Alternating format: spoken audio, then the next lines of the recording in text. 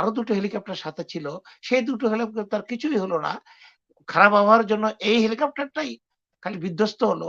এটা কি নাশকতা? এটা কি বোমা বিস্ফোরণ? নাকি কোনো টেকনিক্যাল ত্রুটি? নাকি কোনো কিছু সেট করা ছিল? নাকি রিমোট কিছু ছিল? এটা বেরিয়ে আসবে। এটা ইসরায়েলের এবং মোসাদের এটা কার্যক্রম। তারা ভিতরের কোনো লোক দিয়ে বা কাউকে দিয়ে এই হেলিকপ্টারটাকে টাইমড কিছু এইটা এই দুর্ঘটনার সাথে তারা জড়িত।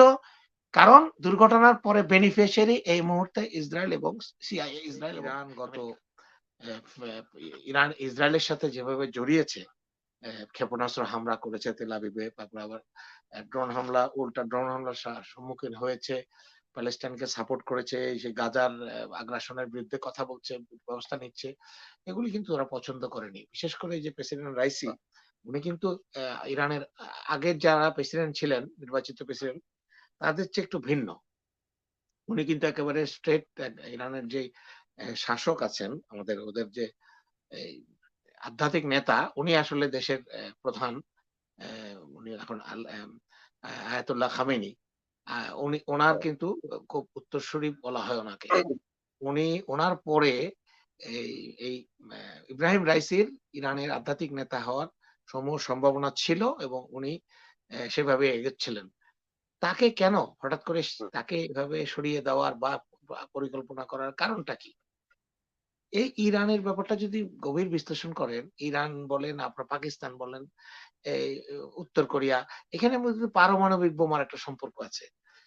যারা এই পৃথিবীতে বিভিন্ন দেশ, ছোট, ছোট দেশ বা আরো অন্যান্য দেশ ইতিপূর্বে আমরা দেখেছি পারমাণবিক বোমা সক্ষমতা অর্জনের চেষ্টা করেছে, যেটা প্রত্যেকটা দেশের প্রত্যেকটা জাতির থাকা উচিত বলে মনে করি।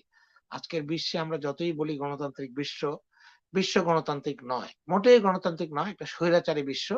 কারণ ৫ টা দেশ আপনার বিগত কালের অনেকগুলো দেশ যারা ঔপনিবেশিক, তারা বিশ্বের সব জায়গা দখল করে দখলদারিত্ব করেছিল, লুট করেছিল। তারা পারমাণবিক বোমা সজ্জিত হয়ে জাতিসংঘ সহ পুরা বিশ্বকে মাথার উপর ছড়ি ঘোরাবে।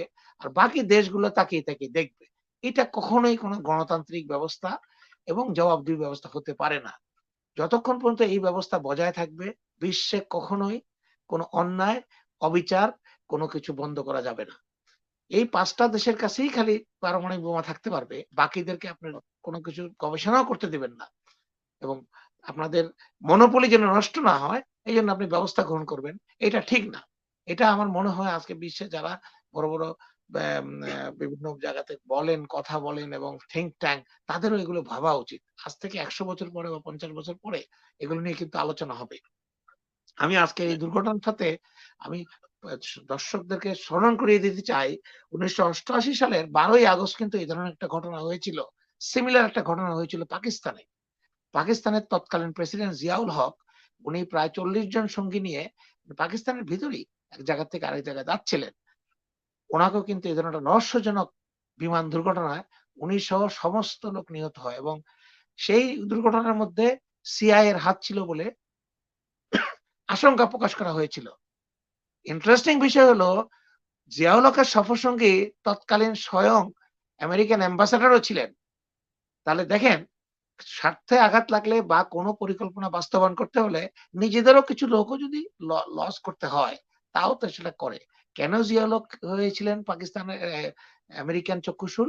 কারণ উনি পারমাণবিক বোমার যে আ আ আ গবেষণাটা এবং উন্নতিকরণটা উনি সেটাতে বিশেষ জোর দিয়েছিলেন। আপনারা জানেন। সেই কারণে আমেরিকা সেটা পছন্দ করেনি। এবং তারপরেই কিন্তু আমেরিকার মোটামুটি যেমন পারভেজ মোশাররফ আসে, আমেরিকার আ ছত্রছায়ায় বা সিআইএ এর কথা মতোই কিন্তু পাকিস্তান সরকার বহুদিন পর্যন্ত চলেছে। তো আজকে যে ইরানের এত বড় একটা দুর্ঘটনা হলো, এই দুর্ঘটনার কোন রকম কোন কুল কিনারা পাওয়া যাচ্ছে না। এবং সবচেয়ে ইন্টারেস্টিং খবরে দেখলাম একটু আগে আমেরিকান একটা নিউজ খবর দেখলাম, আমি লিঙ্কটা পাচ্ছি না। এটা বাংলাদেশের ইত্তেফাক সহ বিভিন্ন জায়গায়ও এসছে। আমেরিকার বিভিন্ন কয়েকজন সিনেটর এবং কয়েকজন জনপ্রতিনিধি, বিশেষ করে চাক শুমার, উনি নিউ ইয়র্কের থেকে নির্বাচিত সিনেটর, অত্যন্ত প্রভাবশালী ডেমোক্র্যাট। উনি বলেছেন সাংবাদিক সম্মেলন করে যে এই দুর্ঘটনার নিচে নিতান্তই দুর্ঘটনা। সেখানে ওয়েদার খারাপ ছিল। এর মধ্যে ইসরায়েলের কোন সংশ্লিষ্টতা খুঁজতে যাওয়াটা বোকামি এবং ইসরায়েল এখানে জড়িত না। কেন ইনি সাংবাদিক সম্মেলনটা করলেন? কেন এরকম একটা গুরুত্বপূর্ণ বিষয় নিয়ে হঠাৎ করে ওনাদের কি দায়? ইসরায়েলের সরকারের পক্ষ থেকে বলতে পারে। ইসরায়েলের একজন উচ্চপদস্থ কর্মকর্তা রয়টার্সকে বলেছেন যে, "না, ইসরায়েল এই ব্যাপারে জড়িত না।" এটা তো বলেই সবসময়। এটা যখন ঘটনা হয় তখন বলে, "আমরা জড়িত, আমরা কিছু জানি না।" এটা কেউ বলে না। আল-কায়েদা বলতো, "আমরা করেছি।" স্বীকার করত নিজেদের প্রচার বিস্তারের জন্য। তাহলে কেন উনারা হঠাৎ করে আগ বাড়িয়ে বললেন, "ঠাকুর ঘরে কেড়ে আমি কলা খাইনি।" এই ঘটনাটা হওয়ার পরে ইরানকে নেতৃত্ব শূন্য করার যে চেষ্টাটা, কারণ ইরানকে কোনমতে বাগে আনা যাচ্ছে না। যেহেতু ইরানের কাছে ক ক শোনা যায় পারমাণবিক বোমা আছে। পাকিস্তানের তো আছেই। এইজন্য এটা নিয়ে তারা খুব চিন্তিত।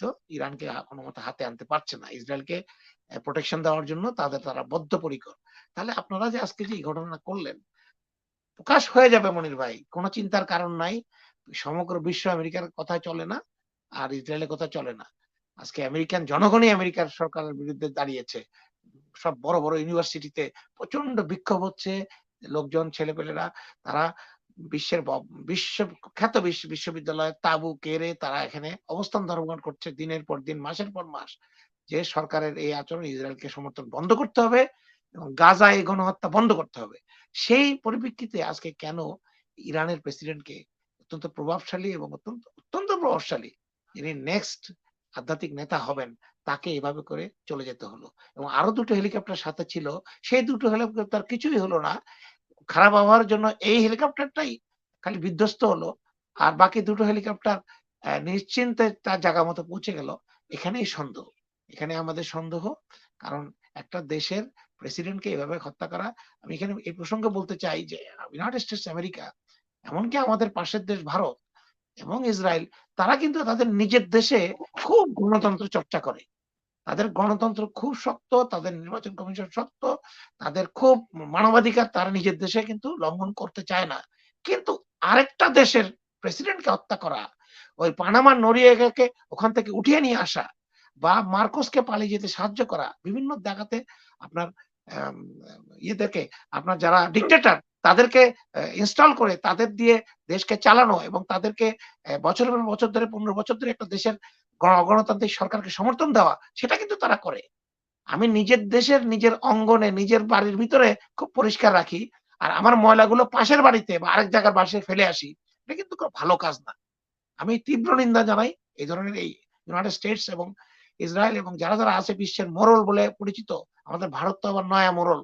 তাদের এই কার্যকলাপের আমি তীব্র প্রতিবাদ জানাই।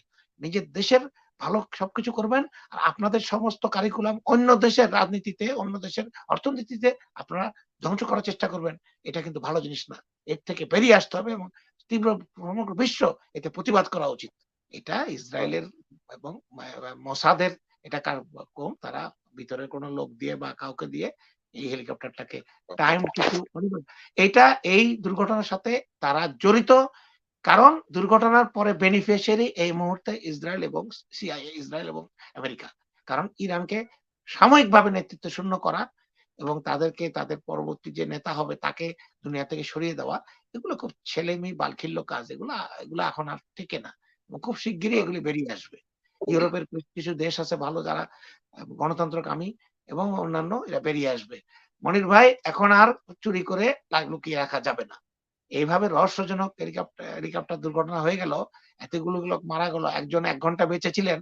যিনি ইরানের সর্বোচ্চ নেতার প্রতিনিধি হিসেবে গিয়েছেন। উনি বেঁচে ছিলেন ১ ঘন্টা তারপরেও। উনি নাকি টেলিফোনেও যোগাযোগ করার চেষ্টা করেছেন আহত অবস্থায়। সেই খবরগুলি সবগুলি এবং হেলিকপ্টারের যে ব্লাক বক্স আছে, প্রত্যেকটা বিমান হেলিকপ্টারে একটা ব্লাক বক্স থাকে, সেটাও উদ্ধার হয়েছে। সেই প্রেডিকশন থেকে বেরিয়ে আসবে দুর্ঘটনার আসল কারণটা কি।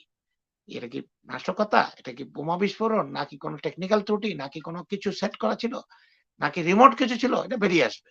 তবে আমরা এটা তীব্র নিন্দা জানাই এবং এই ধরনের ঘটনা আমরা চাই না পৃথিবীতে। প্রত্যেকটা বড়, বড় জি। দেশের তাদের নৈতিকতা থাকা উচিত। এগুলি করার আগে চিন্তা করা উচিত।